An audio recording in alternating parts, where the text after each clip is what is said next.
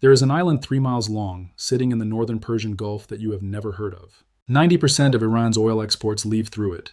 Every dollar the IRGC has ever spent on weapons, proxies, and nuclear centrifuges passed through this island first. The US Navy has had it surrounded for 90 days. Not bombed, not struck, not destroyed, surrounded. And the difference between those two things is the most devastating economic weapon America has ever quietly deployed against a hostile state in modern history. The island is called Kharg. Most people watching this conflict have spent 90 days watching F-35 strikes, fast attack boat engagements, submarine deployments, and ballistic missile intercepts, and have never once heard that name. That is not an accident.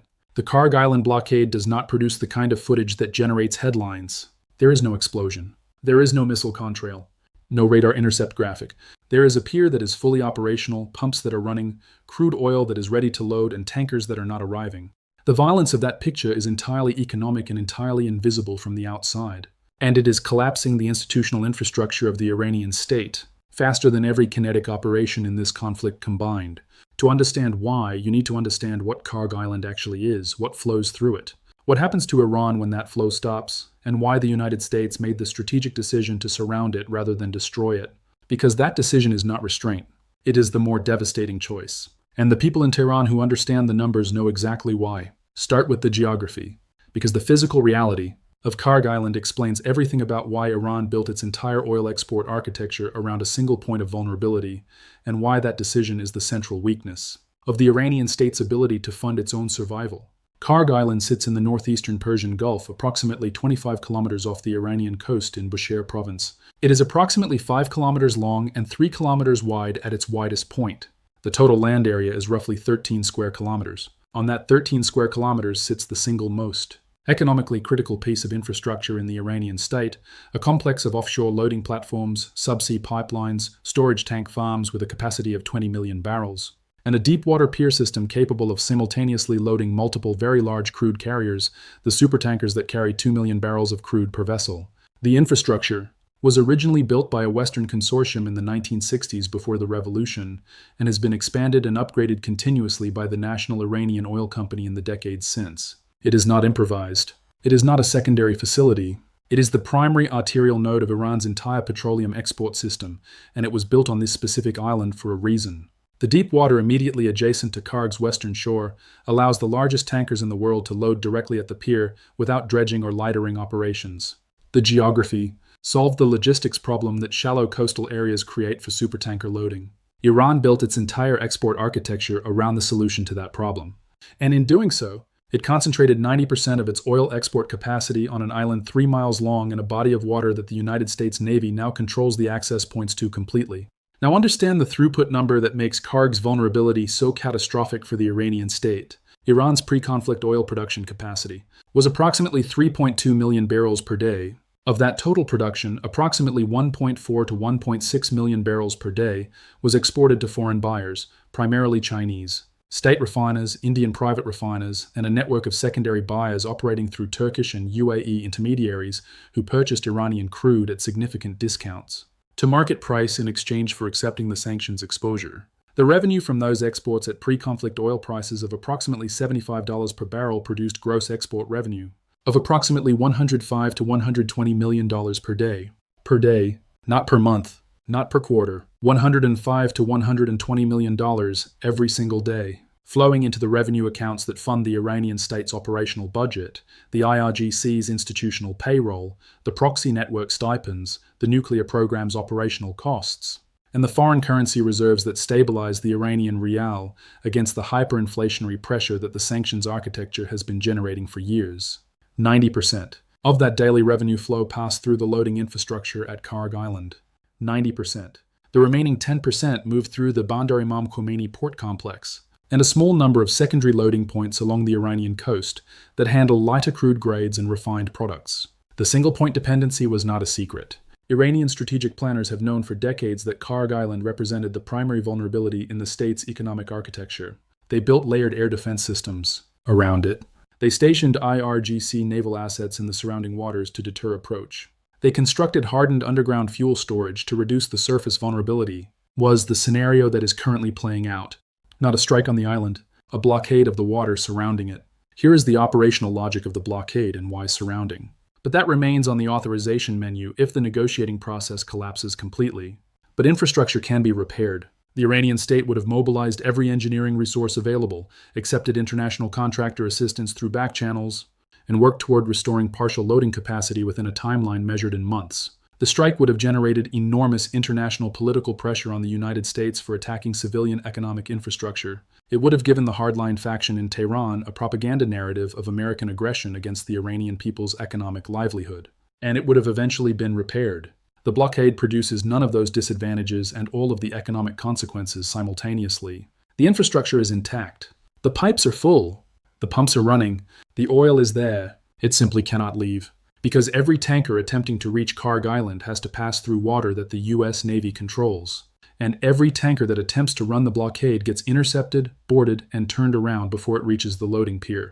The Iranian state cannot claim the Americans destroyed their infrastructure because the infrastructure is visibly undamaged. The international political pressure on the United States is significantly lower because no civilian infrastructure has been struck.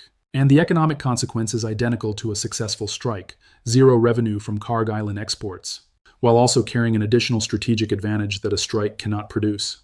The blockade is reversible on American terms. The moment Iran reaches an acceptable negotiating outcome, the blockade lifts, the tankers return, and the revenue restarts. The destroyed pier cannot be undestroyed.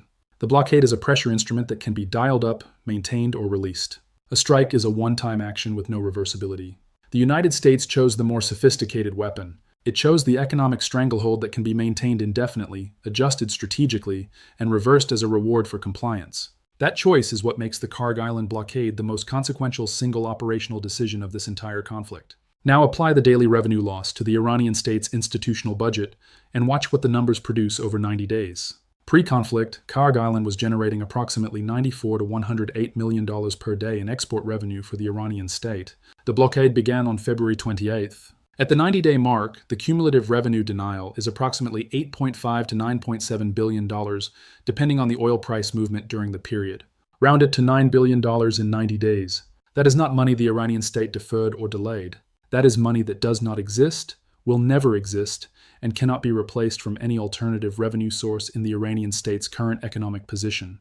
The foreign currency reserve buffer that the Iranian central bank maintained pre-conflict was approximately $120 billion in nominal terms, though the liquid and accessible portion of that reserve, the portion not held in frozen accounts under sanctions jurisdiction or in non-convertible bilateral trade balances, was significantly lower at approximately $20 to $25 billion. $9 billion against a liquid reserve of $20 to $25 billion over 90 days is not an abstraction. It is an institutional solvency crisis playing out in slow motion inside the Iranian state's budget architecture.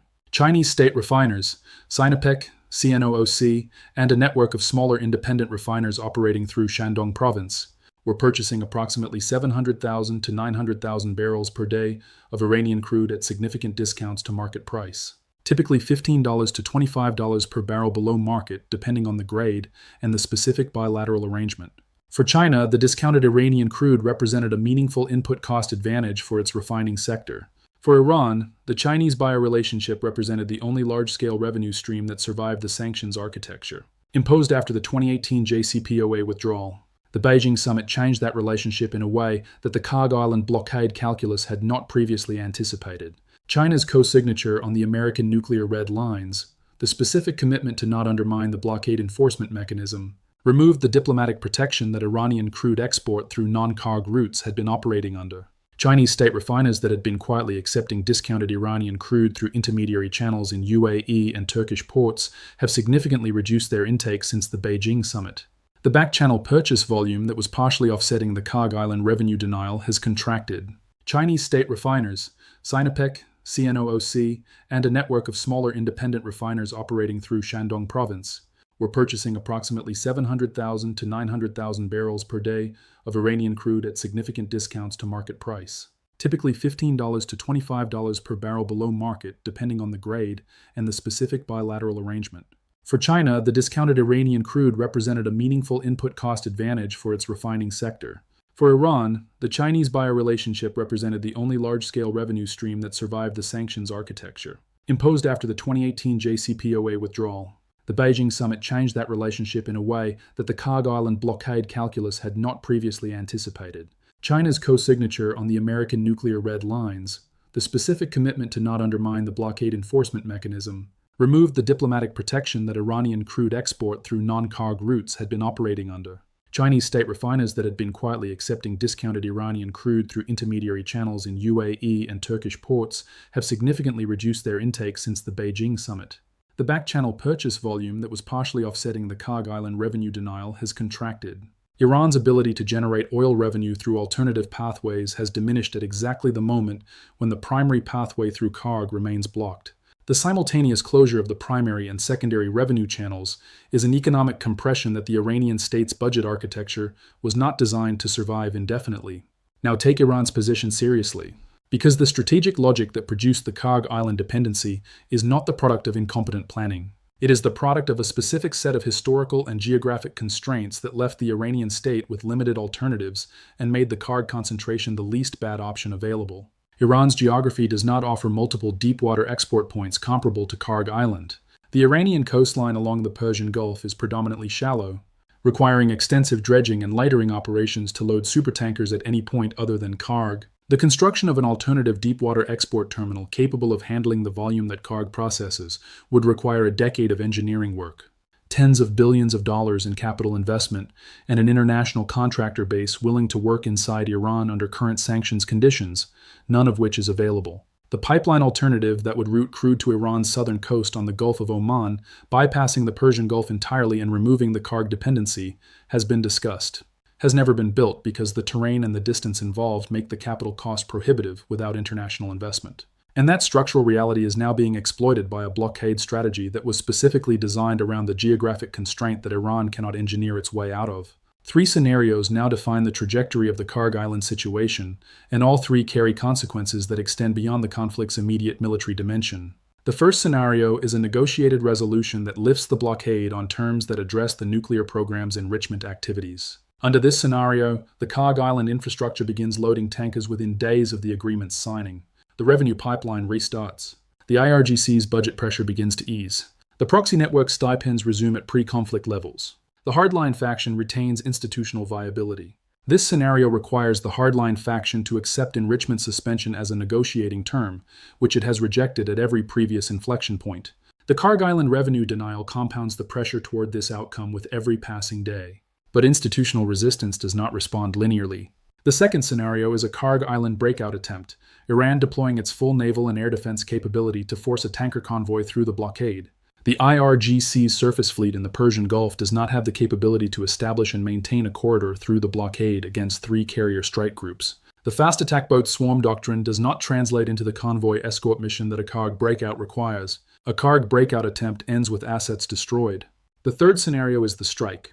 The scenario that the blockade strategy was specifically designed to make unnecessary, but that remains on the authorization menu if the negotiating process collapses completely. AB-2 strike on Kharg Island's loading infrastructure, the pier complex, the offshore platforms, the pipeline manifold system, produces a revenue denial outcome that is identical to the blockade, but permanent for a minimum of 12 to 18 months of repair timeline. The difference is that the political and diplomatic architecture of the conflict changes completely. The moment the loading infrastructure is physically destroyed, the strike option is the last resort instrument that the blockade strategy was designed to avoid needing. Every day the blockade holds is a day the strike option remains available as an escalation instrument rather than a last resort. That optionality is itself a source of leverage in the negotiating environment. The hardline faction knows that the infrastructure currently intact and visible from the IRGC's Kharg Island garrison can be removed from the equation permanently on a timeline measured in hours if the authorization comes through. The intact infrastructure under blockade is a daily reminder that the worst outcome is one political decision away. Here is where things stand right now. 90 days. Approximately $9 billion in denied revenue. IRGC payroll delays spreading through second and third tier command structures. Chinese purchase volumes contracting after Beijing. The Kharg pier complex fully operational and going nowhere. 3 carrier strike groups controlling the access geometry. The hardline faction running military exercises and rejecting enrichment suspension. And watching the liquid reserve buffer decline toward the threshold where institutional solvency becomes the primary constraint on every other decision the Iranian state needs to make. The island is 3 miles long. The pumps are running. The oil is there. And the money is not coming. The bomb makes the headline. The blockade wins the war. And somewhere on a pier on a 3-mile island in the northern Persian Gulf, 90 days of crude oil is sitting in tanks that are full and going nowhere, funding nothing, paying nobody, sustaining nothing. One island. 90% of the revenue, 100% surrounded. The pier is the pressure. The silence of the tanker lanes is the weapon. And it has been running for 90 days without a single explosion.